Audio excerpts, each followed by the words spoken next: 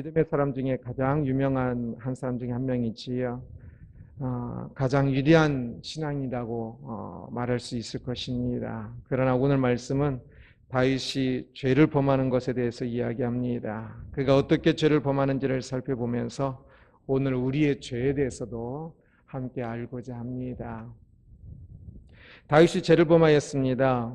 다윗이 죄를 범하다니라고 어떤 사람들은 놀랄 수도 있을 터인데요. 그러나 사실 많은 부분 우리가 죄를 범하지 않는 것이 놀랍고 죄를 범하는 것이 일상이라는 것을 참 많이 다시 생각하게 됩니다. 우리가 죄와 얼마나 가까이 있는지를 더욱더 알기를 원합니다. 참 많이 가까이 있어서 진짜 깨어 있어야만 합니다. 깨어 있지 않으면 그 가까이에 있는 죄 속에 그 늪 속에서 항상 죄 가운데, 너무 많은 죄 가운데 살기가 쉽습니다. 모르고 범하고 또 알면서도 범하게 되기도 합니다. 사람들이 그렇게 다 죄를 범한다고 하니까 그 많은 사람들이 다 죄를 범하고 나도 죄를 범하는 거니까 안도를 좀 할 수 있을지 모르겠는데요. 그러나 다른 사람도 죄를 범한다는 그것 때문에 우리가 범하는 죄가 조금이라도 작아지는 것은 결코 아닙니다. 다른 사람이 어떠하든지 우리는 우리의 죄로 인하여서 화를 당하고 심판을 받게 될 것입니다. 다윗을 보십시오.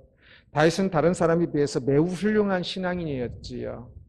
다른 사람과 비교하면 다윗이 죄를 범하는 정도는 그냥 넘어갈 수도 있을 법하기도 합니다. 그러나 그가 범한 죄 때문에 이스라엘 백성 7만 명이 죽임을 당하게 됩니다. 엄청난 죄의 대가입니다. 죄는 그렇게 큰 재앙을 낳습니다. 아니, 다윗의 그 죄 때문에 또 이렇게 많이 죽을 수 있을까라고 싶을지 모르지만 사실 다윗의 죄가 그렇게 큰 것이 아니라 오늘날 모든 죄가 그렇게 큽니다. 모든 사람의 죄가 참으로 크고 모든 사람의 죄의 대가가 참으로 처참하다는 것을 꼭 기억했으면 합니다. 지금 우리가 지은 죄들에 대해서 당장 벌을 받지 않으니까 죄를 범하면서도 죄를 행하면서도 죄의 대가가 얼마나 큰지를 잘 모르는 거지요. 죄의 대가는, 모든 죄의 대가는 참으로 큽니다. 용서함을 받아도 용서함이 예수 그리스도의 피로만 용서함을 받지요. 그래서 크고, 또한 용서함을 받아도요, 이 죄가 우리의 삶에 미치는 영향력은 진짜 나중에 가면 그렇게 컸나 싶을 정도로 크다는 것을 알게 될 것입니다. 오늘 다윗이 죄를 범하는 과정을 보겠습니다. 1절 보면 사탄이 일어나 이스라엘을 대적하고 다윗을 충동하여 이스라엘을 계수하게 하니라 라고 말씀합니다. 사탄이 이스라엘 대적했다라고 이야기합니다. 사탄은 항상 그렇습니다. 하나님의 백성을 대적하여 일하고 있습니다. 늘. 죄는 사람 안에서 죄성으로 인하여서 일어나기도 하지만 항상 사탄이라는 든든한 조력자도 있습니다. 그래서 죄는 강력합니다. 죄가 그렇게 연합작전으로 강력한데 우리가 그냥 홀로 죄를 이길 수 있는 것이 아닙니다. 사탄은 모든 악에 관여하는데요. 그런데 사람들은 사탄이 그렇게 한다고 생각하지 않는 경향들이 많습니다. 사탄이 매우 강력한 이유 중에 하나는 은밀하기 때문에 더욱더 그럴 것입니다. 구약에 사탄이라는 단어가 몇 번 나올까요? 많이 나올 것 같지요. 다 사탄이 그 일을 하는 거거든요. 그런데 구약 성경 전체에서 18번 나오고요. 시편도 사탄을 번역하지만 대부분 번역본은 사탄이라고 번역 안 하거든요. 한 번 나오는데 그것 빼면 18번인데 그 18번도 오늘 본문과 외에는 욥기와 스가랴에서 사탄이 하나님 앞에서 참소하는 이야기로 나옵니다. 실제로 사탄이 하나님 앞에서 그렇게 욥을 이렇게 뭐 하겠다라고 하는 그것은 아닐 겁니다. 사탄은 하나님 앞에 설 수가 없습니다. 그래서 그것은 그 사탄이 그렇게 하는 것을 나타나기 위해서 이미지를 그렇게 그린 것이지 실제로 그런 것은 아닙니다. 문학적인 표현 또는 어떤 그 내용을 말하기 위해서 어떤 그런 이미지를 그린 것에 불과합니다. 그래서 사탄이 지상에서 어떤 일을 했다라는 내용은 오늘 본문에서 유일하게 한 번 나옵니다. 사탄은 악을 행하는 모든 경우에 일을 합니다. 그런데 나타나지를 않습니다. 매우 은밀하게 행동하기 때문입니다. 그래서 강력합니다. 다윗의 경우를 보십시오. 사탄이 충동하였다라고 말하는데 어떻게 충동했을까요? 뿔 달린 사탄이 나타나서 다윗에게 야 이렇게 해봐 라고 말했을까요? 아니면 꿈에 나타나 유혹했을까요? 어떤 경우도 아닐 겁니다. 다윗은 사탄이 자신을 충동하고 있다고 느끼지도 못했을 겁니다. 처음에는. 만약 알았다면 결코 그렇게 하지 않았겠지요. 다윗이 누군데? 그래도 지금 이 당시에는 굉장히 성숙한 상태입니다. 사람들이 그럽니다. 사탄이 자신에게 영향력을 행사하고 있다는 것을 안다면 보통 신앙인들이 사탄인데 그 말을 들으려고 하겠습니까? 대부분이 사탄이 자신을 충동한다는 사실을 모르는 거지요. 모르니까 그 충동에 따라 행동을 하는 겁니다. 사탄이 충동질하고 있는데 스스로 자신이 생각하는 것이라고 생각하기도 하고 심지어는 선한 것이라고 생각하기도 합니다. 그래서 사람들은 사탄의 그 강력한 그 악을 조장하는 일에 쉽게 넘어갑니다. 이 사건을 사무엘 하에서는 조금 다른 시각으로 표현합니다. 사무엘 하 24장 1절 보면 여호와께서 다시 이스라엘 향하여 진노하사 그들을 치시려고 다윗을 격동시키사 가서 이스라엘과 유다의 인구를 조사하라 하신지라. 오늘 본문에서는 사탄이 충동했다고 표현되고 있고 사무엘 하에서는 여호와께서 다윗을 격동시켰다라고 표현을 하고 있습니다. 이러한 표현에 대해서 조금 잘 이해를 해야 하는데요. 이것은 하나님의 통치와 주권을 말하는 것입니다. 출애굽 사건에서 하나님께서 바로의 마음을 강팍하겠다라고 이야기할 때도 그때도 주권을 이야기하는 것이지 하나님께서 바로의 마음을 악하게 만들었다 그런 의미가 아닙니다. 모든 죄에는 하나님의 주권이 있고 하나님 주권 밖에 죄가 있으면 더 문제가 되겠지요. 하나님의 주권이 있고 그리고 사탄의 충동질이 있습니다. 이때 하나님의 주권을 말하면서 죄를 합리화해서는 안 됩니다. 아담이 죄를 선악과를 따먹은 것도 하나님이 다 주권 안에 있는데 이렇게 말하면서 합리화하면 결코 안 됩니다. 그가 죄를 범한 것은 하나님의 주권 때문이 아니라 사탄의 충동에 넘어갔기 때문입니다. 통치자는 그 나라 안에 범죄자의 죄에 대해서 책임이 없습니다.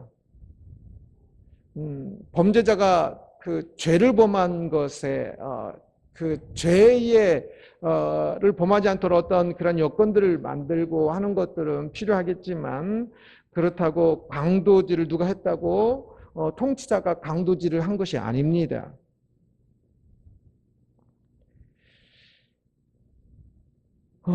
사탄은 어떤 모양으로 오거나 특별한 현상으로 오는 것이 아니라는 것을 기억할 필요가 있습니다. 사탄은 많은 부분 영향력으로 다가옵니다.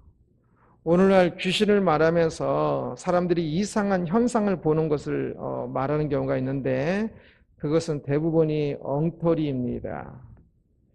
성경에서 사탄은 항상 악을 주장하면서 활동하나 지금 이렇게 보이는 모습이 없습니다. 이상한 형상을 사탄의 모습으로, 귀신의 모습으로 생각하면 평생 악에 넘어가면서도 참 그 속임수로 넘어갈 것입니다. 사탄 그리고 귀신은 죽은 사람의 영혼이라고 한글 그 국어 번역은 정의는 그러는데 이제 사람들이 흔히 귀신이라고 생각하는 것은 죽은 사람의 영혼은 이 땅에서 아무도 없습니다. 이 사탄이 타락한 천사가 그렇게 귀신처럼 보이는 것이지.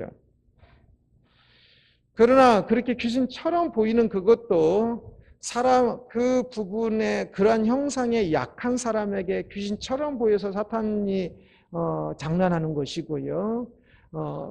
오히려 그보다 훨씬 더 많은 경우 귀신의 모습이 아닌 다른 우리의 일상생활 속에서 사탄이 훨씬 더 많이 영향을 미치고 있는데 그것은 우리가 악을 행하는 일에 모두 사탄이 일을 하고 있는 것입니다. 엉뚱하게 병 걸리면 뭐 다 사탄이 하리라고 그게 아니고요. 사탄은 사실 모든 악 가운데 있습니다. 모든 악 가운데 사탄이 지금 사람을 충동하고 그 죄를 범하게 하고 있는 것이거든요. 그래서 귀신과 싸우려면, 사탄과 싸우려면 어떤 막 그 십자가를 끄고 퇴마사라고 그게 아니라 이 우리의 일상생활 속에 이 죄들을 분별하고 죄와 싸우는 것이 중요한 것입니다. 다윗이 군사의 수를 세고자 하였습니다. 그래서 자신의 군대장관 요압에게 명령하였습니다. 3절 보면 요압이 아뢰되 여호와께서 그 백성을 지금보다 100배나 더하기를 원하나이다. 내 주 왕이여, 이 백성이 다 내 주의 종이 아니니까 내 주께서 어찌하여 이 일을 명령하시나이까? 어찌하여 이스라엘이 범죄하게 하시나이까? 요압이 다윗에게 하는 말입니다. 군사의 수를 세라 했을 때 요압이 어찌하여 이 일을 명령하시나이까? 어찌하여 이스라엘이 범죄하게 하시나이까? 라고 말하고 있지요. 요압은 사실 신앙이 깊지 않아요. 다윗보다 신앙이 훨씬 안 좋아요. 그런데 요압이 보기에도 지금 다윗이 군사의 수를 세는 것은 잘못하고 있는 일이었습니다. 신하인 요압이 왕의 말에 반대하는 것은 쉽지 않겠지요. 그러나 이 일만은 다윗이 분명히 잘못하고 있으니까 요압이 죄라는 단어까지 사용하면서 반대하고 있습니다. 그런데 다윗은 강행합니다. 재촉하였다고 이야기합니다. 그는 하나님의 사람입니다. 그러기에 그것이 잘못이라 생각하였으면 진행하지 않았겠지요. 그런데 다윗은 그것이 범죄라고 생각하지 않았던 것 같습니다. 그는 스스로를 합리화한 것이지요. 다른 사람은 다 아는데 다윗만 몰랐습니다. 우리의 죄가 그렇습니다. 내가 신앙이 있고 성숙하고 그렇지 않고를 떠나서요. 이 죄를 범할 때는 굉장히 우둔해져서 다른 사람들은 다 아는데 나만 모르는 그 죄들이 진짜 많습니다. 너무 뻔한 죄인데도 스스로 합리화하면서 모르는 거지요. 다윗이 그랬습니다. 우리는 더욱더 많을 것입니다. 그래서 참 두렵고 떨림으로 서야하고요. 그래서 사실 절대 권력은 좋지 않고요. 그래서 조금 이 환경들이 어렵고 돈도 조금 없는 것이 좋고요. 돈이 많으면 또 그거 가지고 그냥 자기가 멋대로 쓸 수 있으니까 또 죄를 범하기 딱 좋거든요. 그래서 자신을 조금 잘 살피는 것이 중요합니다. 다윗이 군사를 개수한 것이 왜 죄가 되었는지에 대해서는 성경에 기록되어 있지 않습니다. 아마 교만인 것일 거라라고 학자들은 말을 합니다. 다윗이 이웃 나라와의 전쟁에서 승리를 한 것은 하나님이 함께 하셔서 이기게 하신 것인데, 다윗이 군사의 수를 계수하고 있다는 것은 지금 내가 군사력으로 이긴 것이야 라는 그 마음, 내 군사가 얼마나 되기에 지금 저 사람들을 다 이기는가, 내 군사의 수를 남겨서 내가 얼마나 군사력이 더 강한 군사를 가지고 있는가 남겨야지 하는 마음이 있는 겁니다. 그러나 다윗은 이때도 스스로 내가 그런 마음을 가지고 있어 라고 말은 절대 하지 않았을 거고, 다윗 스스로도 그렇게 생각하지 않았을 겁니다. 그러나 다윗 깊은 곳에서 그런 마음이 있었던 것이지요. 교만하지 않은 사람이 없습니다. 우리는 늘 교만합니다. 그래서 조심하고 또 조심해야 합니다. 교만 덩어리인 우리는 잘난 것 가지고 교만하고요, 또 못났으면 교만 안 할 것 같지만 사실은 못났으면 그 못난 것 가지고 교만을 또 합니다. 진짜 못난 것 때문에 교만하는 경우를 참 많이 봅니다. 잘 살펴보십시오. 구원은 나의 힘이 아니라 하나님의 힘으로 얻는 것이고 하나님을 의지하는 것인데요. 그런데 교만은 나의 법과 나의 감정과 생각을 중요하게 만들고 그것이 하나님보다 앞서게 만듭니다. 나의 생각이 참 다 잃어버렸다고 그때 내 감정이 더 앞서지요. 하나님께 막 분노가 나기도 하지요. 그게 지금 교만이지 않습니까? 엄청난. 하나님이 우리의 뒤로 서게 하면 교만은 내 감정, 내 생각, 내 어떤 것들이 더 이렇게 앞서는 것인데요. 그래서 하나님이 뒤서기 시작하면 우리는 망하게 되겠지요. 교만은 철저히 우리를 망하게 합니다. 다윗은 교만하여 지금 이 군사의 수를 계수하였으나 하나님이 죄를 심판하셨을 때에 바로 회개합니다. 8절 보면 다윗이 하나님께 아뢰되 내가 이 일을 행함으로 큰 죄를 범하였나이다. 이제 간구하옵나니 종의 죄를 용서하여 주옵소서. 내가 심히 미련하게 행하나이다 라고 이야기합니다. 다윗이 회개하였을 때 하나님께서 용서하십니다. 다윗을 충동하는 사탄이 있습니다. 그리고 넘어졌어도 여전히 우리를 긍휼히 바라보시는 하나님의 은혜가 있습니다. 죄 중에 우리는 이것을 기억해야 합니다. 결코 자격 없으나 우리를 긍휼히 여기시는 하나님의 사랑입니다. 넘어졌을 때, 죄를 범하였을 때, 또 자기 감정이 더 앞서서, 자기 생각이 더 앞서서, 가룟유다처럼 자살한다면 그것도 엄청난 교만입니다. 교만하니까 지금 그렇게 자살도 하는 겁니다.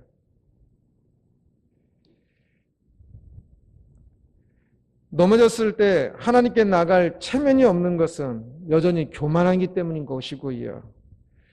우리는 아무것도 아닙니다. 그래서 하나님께 나가야 합니다. 우리는 절망의 늪에 있습니다. 무조건 하나님의 은혜를 잡아야 합니다. 잘 나갈 때도 못 나갈 때도 무너져 있을 때도 어떤 때도 사실은 가장 필요한 것은 늘 하나님의 은혜입니다. 잘 나간다고 하나님의 은혜 없이 잘 살아낼 수 있는 거 결코 아니고, 못 나간다고 하나님의 은혜 없이 살 수 있는 것 아니지요. 다윗이 충동을 당하였습니다. 교만하였습니다. 죄를 범하였습니다. 재앙을 당하였습니다. 그러나 하나님의 은혜로 일어났습니다. 오늘날 우리는 아마 분명 다윗보다 더 많은 죄를 범하고 있을 것입니다. 알고 범하는지 모르고 범하는 수많은 죄 중에 있다는 것을 우리는 알아야 하는데요. 그래서 우리는 날마다 하나님의 은혜를 붙잡아야 합니다. 하나님의 은혜 아니고는 참으로 우리가 이 죄 중에 파묻혀서 영원히 죽을 수밖에 없다는 사실을 참 고백하며 날마다 하나님의 은혜를 붙잡고 이 죄와 싸우는 사람이 되어야 합니다. 다른 것에 아파하고 있는지요, 어떤 힘든 일이 있는지요, 물론 그 일들이 힘든 것 당연합니다. 죄값으로 타락하여 이 땅에서 힘든 것이 당연하겠지요. 저도 세상에서 가장 행복한 목사라고 사람이라고 생각하는 사람 중에 한 명이지만 힘든 일이 없겠습니까? 그러나 사실 다른 것에 아파할 시간이 없습니다. 우리의 죄로 인하여서 아파해야 하거든요. 다른 것에 기뻐할 시간이 없습니다. 하나님의 은혜에 기뻐해야 하거든요. 그래서 입만 열면 하나님의 은혜임을 고백하면서 감사하면서 찬양하면서 살아야 합니다. 우리가 은혜로 살고 있기에 우리는 더욱더 죄와 싸워야 한다는 사실을 꼭 기억하십시오. 다윗이 은혜로 이 죄 용서를 받았어요. 그러면 또다시 나중에 또 죄를 범하려고 하겠습니까? 아니겠지요. 은혜로 죄 용서함을 받은 것을 안다면, 참으로 그 은혜를 안다면 이제는 진짜 그 엄청난 죄를 범하지 않으려고 진짜 힘을 다하지 않겠습니까? 그러면서 또 죄를 범하겠지요. 그러나 죄와 싸우는데 힘을 다하지는 않겠습니까? 자격 없는데 은혜로 살고 있으면서 은혜로 죄 용서함을 받았으면서 죄와 싸우지 않는다면 그것은 참으로 은혜를 가벼이 여기는 사람입니다. 가짜 은혜, 값싼 은혜를 말하는 사람들이 죄와 싸우지를 않아요. 그냥 모든 게 하나님의 은혜로 그냥 용서함을 받으면 끝이라고 생각해요. 그것은 은혜를 모르는 사람입니다. 은혜를 멸시하는 사람입니다. 우리는 죄인일 수밖에 없으나 죄와 싸우기를 포기한 죄인이 아니라 더욱 싸우는 죄인이어야 한다는 사실을 기억해야 할 것입니다.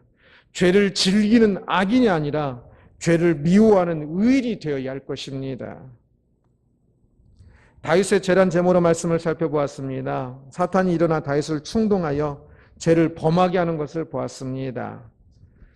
사탄은 눈에 보이지 않지만 우리의 일상생활 속에 매우 강력한 영향력을 행사하고 있습니다. 죄를 범하게 하고 있지요. 늘. 우리가 참 눈에 보이지 않는 것에 민감하지 않으면 늘 역사는 사탄과 늘 동행하기 딱 쉬울 것입니다. 깨어 있어야만 참 믿음을 발동해야만 이제 눈에 보이지 않는 그 사탄의 영향력이 아니라 눈에 보이지 않지만 우리와 함께 하시는 하나님의 은혜 속에 더 살 수가 있게 됩니다. 생각 없이 무방비로 은밀하게 행동하는 그 사탄에 참 놀아나서는 안 될 것입니다. 사탄의 영향력에 맞서 우리는 예수 그리스도의 이름을 고백하며 그 이름으로 곧 예수 그리스도의 임재 속에 살아야 할 것입니다. 보이지 않지만 예수 그리스도의 이름으로 기도하며 사는 사람만이 보이지 않지만 우리를 죄의 구렁텅이로 떨어지게 하는 사탄의 영향력을 막을 수가 있습니다. 다윗조차도 충동에 넘어갔던 것을 기억하십시오. 자만하지 말고 깨어 있어야 합니다. 깨어 기도해야 합니다. 기도는 무엇보다 우리에게 깨어 있게 합니다. 우리는 죄인인데 은혜로 살고 있음을 그래서 고백하게 되는 거죠. 깨어 있으면 진짜 은혜를 고백하게 됩니다. 모든 것이 은혜입니다. 사탄이 은밀하고 강력하게 오늘 우리를 죄에 빠지게 합니다. 다윗도 죄를 범하는 것을 보면 우리도 이미 많은 죄를 범하고 있다는 것을 추측할 수 있습니다. 깨어있어 죄와 더욱더 싸우고 이기기를 소원합니다. 모든 죄는 참으로 비참하다는 사실을 꼭 기억했으면 합니다. 그리고 그 비참함 속에서 하나님의 은혜의 생수를 그 죄가 얼마나 비참한 줄을 알아야 그 은혜의 생수를 더 알게 됩니다. 이스라엘 백성 7만 명이 죽었을 때 하나님의 은혜로 그 오르나는 타작마당에서 하나님의 그 심판이 멈추었을 때 다윗의 기도 속에 멈추었을 때 다윗은 엄청난 은혜를 고백하게 됩니다. 만약에 하나님께서 그 죄의 그 크기는 똑같은데 하나님께서 7만 명을 아직 나중 일로 하고 아직 그 심판하지 않았으면 다윗은 그 죄를 몰랐겠지요. 그래서 군사 개수한 게 뭐가 잘못이야 라고 생각하고 있었겠지요. 우리가 많은 경우 심판이 보류되어 있어서 자신이 죄를 범하면서도 내가 뭐가 잘못이야 라고 하는 경우가 참 많습니다. 내가 잘 살고 있는데 라고 생각하는 경우가 참 많습니다. 아닙니다. 우리는 수없이 많은 죄 가운데 살고 있습니다. 그래서 깨어 그 죄의 늪에서 하나하나 나와야 하는 것입니다. 그러면서 하나님의 은혜로 내가 지금 이곳 살고 있는 이것이 진짜 하나님의 은혜인 것을 더욱더 깨달아야 하는 것입니다. 죄를 용서하고 죄를 이기게 하시는 하나님의 은혜를 우리가 날마다 더욱더 알고 그 은혜를 힘입어 살아가는 우리가 되기를 주님의 이름으로 축원합니다. 기도하겠습니다.